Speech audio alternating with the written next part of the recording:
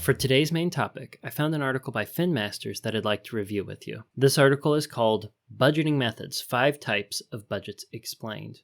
And this is a fairly recent article, not even 6 months old. And before we get too far in, I want to say that I am not sponsored by FinMasters, nor any of the companies that we're about ready to talk about. The FinMasters article starts, "No one ever said growing up was easy. Every adult has to handle personal finances, and your budget is the core of your financial management strategy." Amen. Whether you're just learning to handle adult responsibilities, or you've been at it for decades, finding a budgeting method you can stick with and use effectively can help you achieve your financial goals. I really like the way that this article starts. Finding a type of budget that works for you and your family might not be as straightforward as you might think. There are lots of opinions about the right way to budget. That's really true. Let's explore 5 of the most popular budgeting methods and the pros and cons of each. Okay, scrolling down, the next section is why it's worth the time to find the right budgeting method. Last week's main topic that I covered on Tuesday was why a budget is important and why you need a budget. If this next section whets your appetite as to why budgets are important, I recommend that you go back and listen to last week's episode. 78% of Americans admit that they live paycheck to paycheck. That's like 8 out of 10 Americans, which makes them vulnerable to any financial emergency. Building and following a realistic budget is the key to break out of that paycheck to paycheck pattern. I agree. A budget will help you allocate money to specific categories and build an emergency fund. If you stick with your budget and manage it well, you'll soon be saving money for emergencies, pursuing goals like buying a new car or a home, or even preparing for retirement. Anyone who's been listening to the HopeFilled Financial Podcast for a while knows this article is speaking my language. A budget is only a tool. If you choose the right tool and use it well, it may help you. If you don't, it's nothing more than addition and subtraction. Budgets are often based on unrealistic expectations about money, and that makes them difficult for some people to follow. The key to the right budgeting method is finding one you can use on a daily basis and basing it on realistic numbers and expectations. I fully and wholly agree that it can be a major detrimental friction between you and a working budget if your expectations for you and your money are unrealistic. I'm very curious to see what the budgeting methods are in this article and to see how they say that it might help you be more realistic in your budgeting effort. As I'm looking at these 5 methods, I'm going to be approaching them from the basis of frugality, the intentional practice of prudent economy. And my reaction to them is going to be based on how frugal that kind of budget is going to help you become. Continuing on, 5 best budgeting methods. There's no right or wrong budgeting method. Choosing a realistic method that fits your needs will make it easier for you to follow your budget and realize the advantages of budgeting. As you read through these 5 budgeting methods, envision how each method would fit in your life and consider whether the method would fit your personality and financial situation. Just like I covered on the story for today's podcast, there are different approaches to solve any and every problem. And I'm not blind to the fact that there's more budgeting methods than just the zero-based budget that I introduced in previous episodes. The best budget is going to be the one that you can actually stick with month after month, year after year, and the one that gives you the most control over your money. The first is the zero-based budget. Hey, we're starting with my favorite. A zero-based budget is one of the simplest. I don't know if it's necessarily the simplest, but it's fairly straightforward. You subtract your expenses from your income. The goal is to have $0 left once you subtracted your expenses. A zero-based budget is ideal for those who have a predictable income and fairly predictable expenses. You start your income at the beginning of the month, or whatever time period you need. You list each expense for the time period and subtract it from your income. If you have any leftover income that doesn't fall into a specific category, you need to allocate the money. The idea is to allocate each dollar until you reach 0, which is where the name zero-based budget comes from. With this method, one large unexpected expense can throw your math completely off course. if you go with the zero-based method, it's a smart idea to have an emergency fund or cushion in your checking account. On the other hand, it forces you to track every expense so you know where your money is going at all times. If you're not watching on YouTube, the next thing that the article has is a little example where they write $4,000 income up top, and they have probably about a dozen lines underneath that list expenses that all total $4,000. 4,000 minus 4,000 equals 0. So now they list the pros and the cons of the zero-based budget. The first pro is that it forces you to track all income and expenses. The second pro, this is ideal for those with predictable income and steady expenses. The cons, one unexpected expense can throw off your budget. 2, you must predict your expenses accurately and thoroughly. So let's talk about this for a moment.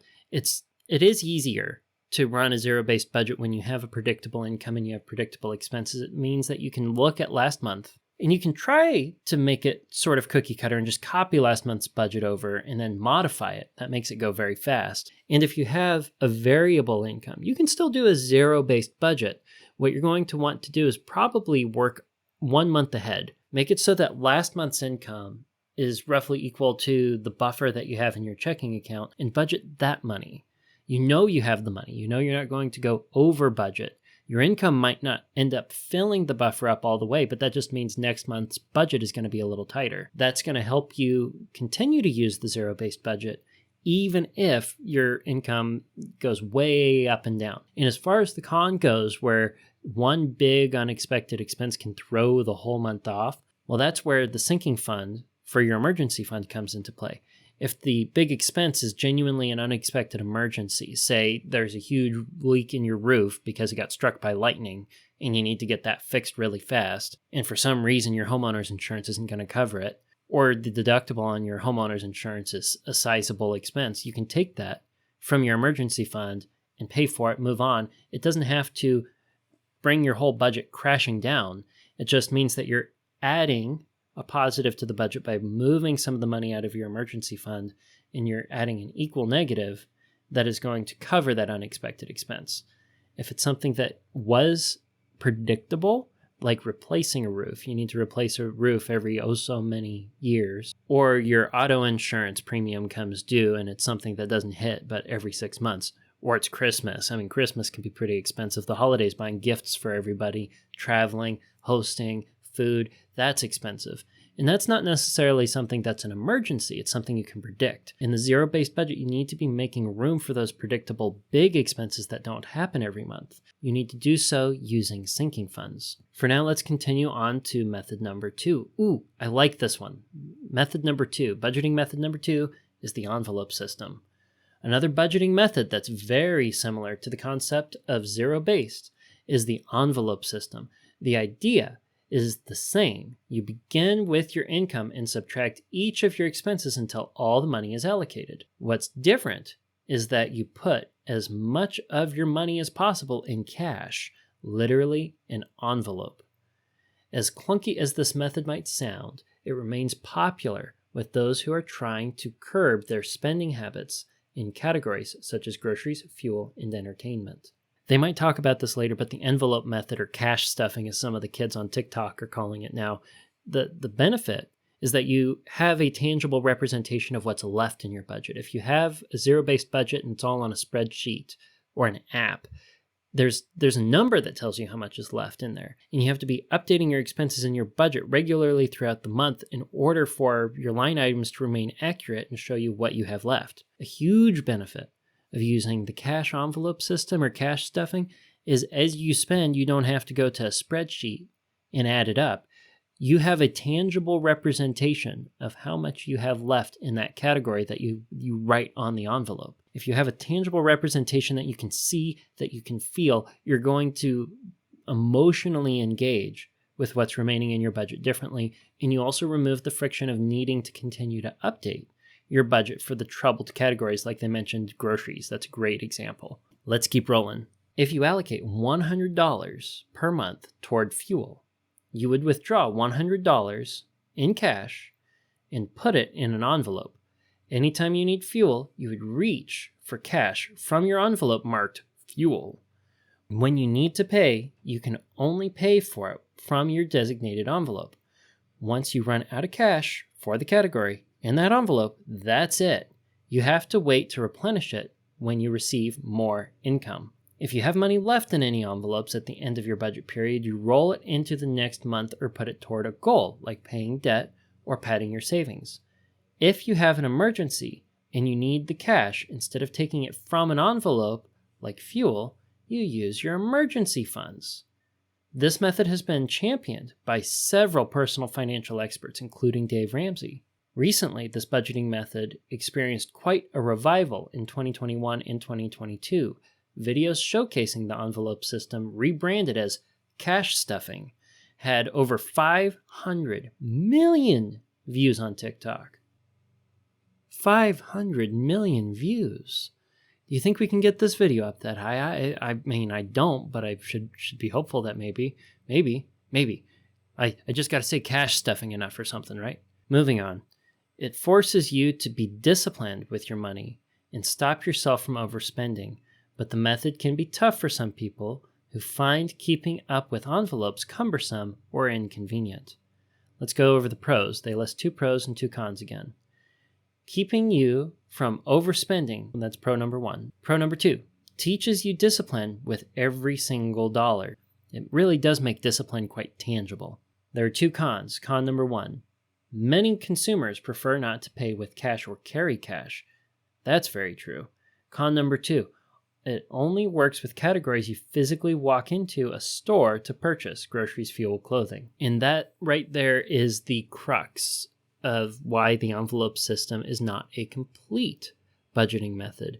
It is an approach, it is a strategy for troubled categories where you're spending money in person, and it doesn't really extend as beneficial beyond that. In effect, a zero-based budget, which assigns all the numbers on paper, it doesn't matter if you use a yellow pad, an app, or a spreadsheet. You are doing the same thing you're doing with the cash stuffing. You're just doing it in a way that is covering the money that you can spend digitally, with plastic, or in cash. So let's focus on the pros here. If you're having a troubled category, like, well, I'll use groceries as an example, and you keep overspending it, and you find that on your zero-based budget, your digital representation of the budget or your paper budget on the yellow pad, you're not updating it enough in order to know how much is left, and you only want to update the budget like once or twice in a month. Well, then using the envelope method is going to give you an automatic way to keep updated on what you have left, and it's going to introduce you to a very tangible realization about how much you're spending. It's much more painful to spend money with cash. It's one reason why people don't prefer to spend money with cash. When you have a $100 bill in your hand and you spend that $100 bill or you give it away, you experience more pain than you do when you're spending with a debit card. When you're spending with a credit card, you experience almost no pain because you're actually not letting any of that money go right now. You're basically borrowing that money and spending the borrowed money in the moment, and that tricks your brain into not experiencing any resistance to spending. When we experience friction, emotional friction with our spending, it helps enhance our ability to be frugal. It helps us really reflect on the intentional practice of prudent economy. We're going to be more intentional if we're spending with cash. We're going to be more prudent. We're going to be more economical. And if having an envelope system helps you practice frugality, well, gosh darn it, then I would definitely do that. It's not for everyone. But it's a wonderful tool that can help. Let's move on to number 3. 3 is the 50-30-20 budget method. If you're looking for a budget method that isn't as detailed as the zero-based budget or the envelope system, but still guides your money, then the 50-30-20 might be for you. The categories break down like this: 50% necessities, 30% discretionary, 20% for savings and or debt repayment. The key to making this budget work is your definition of needs and wants. As long as you define these early on, you shouldn't have any issues. You can change the percentage of these categories to better reflect your current needs. For example, If you have a large student loan you want to aggressively pay off in 12 months, you would want to increase the 20% for debt repayment to meet this goal and take money from another category to cover it. In effect, what you're doing in that example is having a very broad, sweeping stroke at covering opportunity cost. Let's cover the pros. 2 pros. 1, good option if you're trying to pay down debt. 2, the percentage of each category can change to fit your needs, despite the namesake. 2 cons. Con number 1, you have to clearly define wants versus needs. Con number 2, you must update the percentage of each category to align with your goals. Okay, so you are, in a sense here, assigning every dollar a mission, but you're just not doing it $1 at a time. You're not being as detailed as the zero-based budget. This does introduce a challenge that the cons did not cover. In a zero-based budget where you're detailing out what it is that you're spending money on, it makes it very clear when you have reached your limit for particular spending. If you have your needs defined and you're spending money on needs, and we'll use groceries as an example, and you ended up getting a bunch of coupons, finding a bunch of sales, or purchasing more food in bulk that month, you can very easily, and without knowing it, because it's hard to keep that up to date, exceeding 50% of your spending on needs, or whatever percentage you assign for your necessities. When you do that, when you're covering your big chunks, well, where's the money got to come from to meet the rest of the needs? Where's the money going to come from to meet the rest of the necessities? It's got to come from your discretionary, or it has to come from your savings or your debt repayment. And more often than not, we're going to sacrifice our savings if we're not running a budget, or we're going to be sacrificing our debt repayment. When you're running this kind of budget, you might actually be able to, when you're looking at the numbers, take away from the discretionary and say, well, the discretionary is where my wants live, and I need to be covering my needs and saving and paying off debt. Well, those are going to be falling under more needs, even though they're not a need today. They need to be a consistent need in order to be successful. Remember, a good savings rate is the strongest indicator that you're going to be financially successful. The benefit I see of looking at a budget like this is that you're going to likely preserve your savings rate or your debt payoff goals and sacrifice your wants more often. But they do bring up in the cons that you have to very clearly separate your wants and needs. In episode 16 of the HopeFilled Financial Podcast, I covered zero-based budgeting in detail. And if you listen to that one, you'll note that I broke down essentials, discretionary, and lifestyle for the bulk of spending. There is a little bit more granularity there. Lifestyle represents the wants that you have that happen on a monthly basis, while discretionary is more directed towards larger toys or bigger expenses that are wants. And essentials or necessities are going to all encompass the 50% that they have here. You still have to go through and define them. They just live in writing in one of those categories. There's one more thing I want to say about this 50-30-20 budgeting method, and that is it's a budget to the point that you're allocating your money to broad categories. In that sense, it's a full budget. In another sense, the 50-30-20 budget is nothing more than a recommendation as to how much money you need to be putting into each of these categories within your zero-based budget. And it's not something that you should take as being a hard cookie cutter. There are some situations where our housing or our rent is going to come very close to hitting 50% of our income, especially when you roll in HOAs, utility bills, and property taxes. 50-30-20 could be a healthy recommendation. It could be a healthy breakdown for a lot of people, but not everybody. If you're in a situation where you need to be putting everything you can into getting out of debt, or you need to be really maxing out your saving for retirement in order to keep up, 20% may not be enough for your debt payments or your savings rate. You might need a savings rate that's closer to 30%. And yeah, they tell you that, you can move the numbers around a little bit, but you put a great deal of risk on yourself when you don't track your expenses regularly. It's going to be easier than in the zero-based budget to miss the target, to miss the mark, to miss your goals. Let's move on to number 4. Number 4 is pay yourself first, or 80-20 budget. This budget is designed for those who need extra discipline to save money. Anytime you receive income, you pay yourself first by putting a designated amount toward your savings or retirement accounts. You can apply the same method to debt repayment as well. You might see it referred to as the 80-20 budget. 20% would go toward your savings or debt, and the remaining 80% covers all the other items. With the remaining money, you pay your necessities and your discretionary items, but you don't track every dollar. The reason you don't have to watch everything that remains is because you've already paid your two most important categories first. This is a good option for those who want to aggressively build up their retirement or savings funds or pay off debt. It's also ideal for those who don't like to track all their expenses on a daily basis. I should add that with the zero-based budget, you don't have to track your expenses on a daily basis. I'd say once a week should be sufficient, especially if your grocery trips are once a week. This is an interesting embodiment of the 80-20 rule being applied here, but it has the same issues as the last budget example, only a little bit more so by narrowing it down from 3 broad categories to 2. So you're not tracking your money, you're not keeping track of where the money's gone. You might end up overspending with your discretionary and your necessities.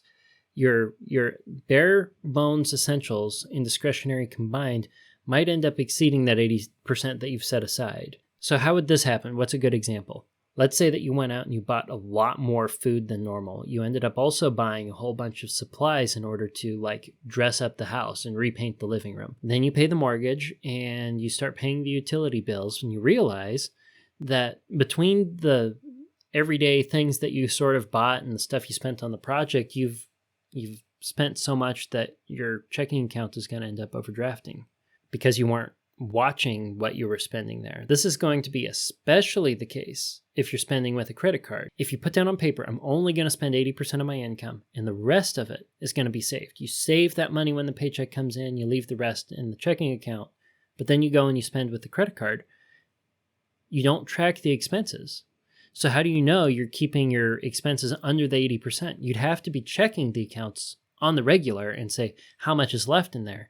You'd also need to start having an idea of how much that's left is needing to go toward expenses that you're basically obligated to pay, like rent and utilities. So I can see with less upfront planning and less upfront tracking, this budget can cause you undue stress, especially if you're a natural spender. But I think I jumped off before covering the pros and cons, so let's see what the article has to say about that. Let's jump into the pros. There are 2 of them listed here. First one, this is a good option if you're trying to pay down debt or save. I agree that prioritizing your saving or saying this is what I need to save and I'm going to save this first, or I need to spend this much on paying my debt down and doing that first before other expenses can help you, stay true to that. The thing that you're going to run up against that I would be afraid of is not covering your 4 walls if you're prioritizing your savings over your 4 walls. Jumping back in, pro number 2, you don't have to track every expense. That's not a pro for me, that's a con. Knowing where my money is, where it's going, and what it's going to do just gives me a peace and a freedom that I can't replace. And as I've mentioned before, running a budget without tracking your expenses and reconciling it is like driving a car without a rearview mirror. Cons, there are 2. You can easily overspend since you're not tracking. Agreed. 2, you have to learn to live on 20% less. I disagree that would be a con. I think that's actually a pro, putting yourself in a position where you have to learn to live on what you can afford to live on. If your savings rate that you need for your future is genuinely 20%, what it's doing is it's teaching you the discipline that needs to be exercised so that you don't sacrifice your future for wants that you have today. Last one here, let's go to number 5, which is reverse budgeting. This method is similar to the pay yourself first idea of budgeting. With reverse budgeting, you focus on one major money goal each month, usually a different goal each time. You would still follow the 80-20 rule, but the 20% you designate goes toward a different goal each month. Example of your goals might look like one of these. Add $500 to your emergency fund, pay off a $400 credit card balance, add an additional $500 to your 401k. Once you put the designated amount toward your goal, your remaining income covers the rest of the expenses. like the 80/20 budget, since you've paid yourself first, you don't have to track every expense going in and out. Like the pay yourself first, this is ideal for those who don't want to bother with tracking every expense but need aggressive measures to achieve their goals. Pros, there are two, simple to use and follow. Okay? 2, you can aggressively tackle big money goals. Cons, first, easy to overspend because you're not tracking. Again, agreed. 2, you'll have to learn to live on 20% less. So the cons are basically what they had on here before for the last method. And yes, I agree, if you're not tracking and you're not looking at where you've been, it makes it harder to drive to where you're going. And the less granular your plan is for moving forward, the less clarity you have on your vision moving forward. I do want to comment on this idea of having a very precise focus with all of your discretionary saving. If you focus all of your saving, or the 20% of your income that's mentioned in the budget, on just one goal at a time, you're probably going to hit that particular goal, and you're probably going to have a strong why behind it. I like that. What I don't like is you might be sacrificing on other goals that you don't need to have such intense focus for. An example would be retirement. Let's say you're in your 20s or so, maybe even 30s, and you're saving for retirement. You want to retire when you hit 70. If you're working on saving for retirement and you're investing, you have a good plan, you really don't need to be setting aside that much every month in order to get there. If you're like 18, for example, and you started earning money and you wanted to open a Roth IRA, you could probably make it to retirement saving as little as $100 a month. Now, that's not a recommendation, that's just a possibility. But the fact remains, if you're at 18 and you start charging all of your focus into goals that are more temporal today, and you start ignoring the goals for tomorrow, you might end up delaying that goal to the point that it becomes something way harder to tackle. Time is very powerful, and if you have something that is a goal way down in the road, like saving for retirement, by making little baby steps toward that goal and investing a little bit every month or from every paycheck, you're effectively walking toward that goal in a way that's much more manageable. It's like eating an elephant. You don't eat an elephant all at once. You eat an elephant one little bite at a time. And when it comes to the long-term savings goals, I think you can do more than one every month. And for the last 2 budgeting methods that were mentioned, I want to add that I don't feel like they fully embody a budget method on their own. There's not much of a medium where things get put down. The zero-based budget has very clear medium. When you're writing out the expenses, it's clear. In their words in this article, it's simple. The others here are a little bit more abstract, and they make it difficult to be as intentional as you can be with the zero-based budget. But there are lessons from all of them that we can apply to the zero-based budget in order to make our budgeting better. Every budgeting method we talked about today may be a full solution or a solution in part that needs to be combined with another. And the way you combine your budget methods, the way that you think about it, needs to be specific to you and how you function. But there are things that I believe also have a universal truth to them. Part of the universal truth I understand about budgeting is if you're not planning with everything and you're leaving something on the table, it leaves a space for a gray area. It leaves a space that's lacking clarity. It leaves a space that's lacking intentionality and thus frugality. And I want you to remember that as you continue to budget bravely and enjoy your hope-filled financial future.